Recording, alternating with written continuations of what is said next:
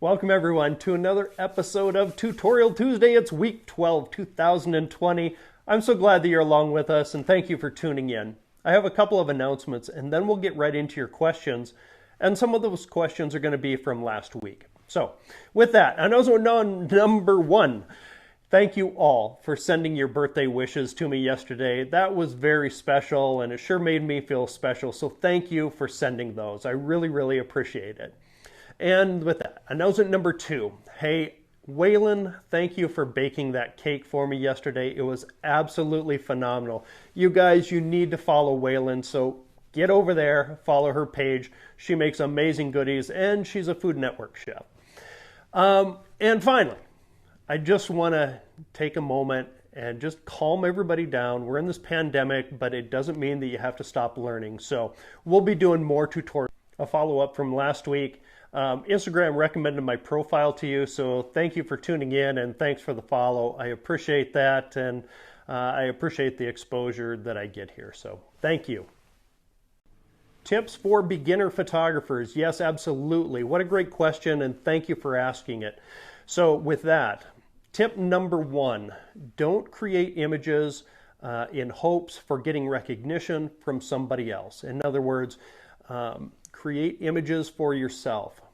Number two, never stop learning. You will always be in a learning cycle over and over and over. And I can tell you, a decade later, that it doesn't get easier. In fact, the creative challenge is much harder as you go on. It's much harder to challenge yourself. And with that, tip number three, always challenge yourself to learn something new, whether that be artificial lighting, composition, perspective, whatever that is, always challenge yourself. This is a really great question. Thank you for asking it, Sarah, and it's so relevant, obviously, to what we're experiencing today. And what we are experiencing today is unprecedented in terms of small business and even micro business like this. As I look back on 2008 during that credit and liquidity crisis, there were certain financial mitigation strategies that I put in place or in anticipation of being self-employed, and a few of those things. Now, from my perspective, I can pretty much guarantee that all of my event work, as far as photography goes, in April is going to be canceled. Those obviously are big groups, and they're not going to be sustainable in this time. So what does this mean on the ground? What it means to me is I need to look at other revenue streams to increase since my event work has gotten canceled. And what I mean by that is I'm going to be pushing more stock now. If I look back over 10 years, there's one cliche that I hate the most, and it's niche down. Yeah, I get that, but look, if you niche down in that one little market, you're going to hit that ceiling very quickly. Now, that's just from a business perspective. If we're relying on one supplier for, let's say, 90% of our income, and that supplier goes away, 90% of your income goes away. Not a good business strategy. And finally, on this topic, this weekend I'm going to be having two other business owners on the Small Business Roundup podcast, and we're going to be talking about how we're responding as business owners to this crisis. Oh, now this is a very easy question. You take one shot of rum and you put it here, you put another shot of rum here, and then you put another shot of rum here. You take 3 shots, that's a rum cake. Yeah, this is a very great question. What I would recommend, number one, do not put all your eggs in one basket. So if you're just relying on Instagram as your marketing tool, think about other social media platforms as well, like Facebook, Vero. Okay, and more specifically to your question, how do you increase your following? Number one, you can buy followers. No, do not buy followers. Don't do that. Let's talk about number two. Now, here are some legitimate ways to increase your following. Number one, look for other accounts like yours that are larger and tag them in your images and see if they'll repost that and give you a tag. So what does the practicality look like in tip number one? If you take a picture, you tag Western Horseman in it, and they repost that, you may get some halo effect through followers by them tagging you. The second thing that I would tell you here is be consistent about when you post. So I post between 8 and 9 o'clock every morning with my picture and my message. I would encourage you to do the same, and it doesn't matter what time.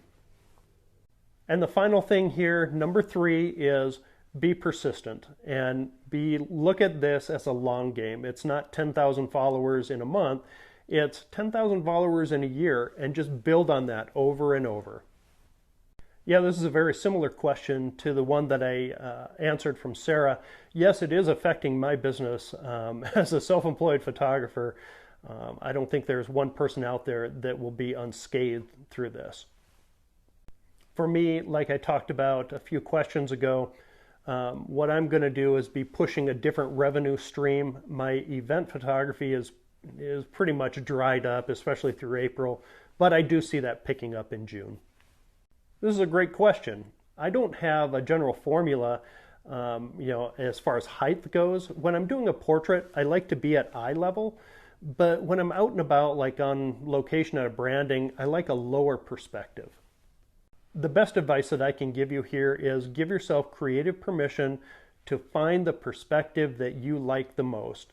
There are general rules that we follow, but you don't have to adhere to them once you know them. I'll tell you what, in the interest of this pandemic and just Tutorial Tuesday, in the next slide, I'm going to show you the export settings that I use from Lightroom and then upload to Instagram.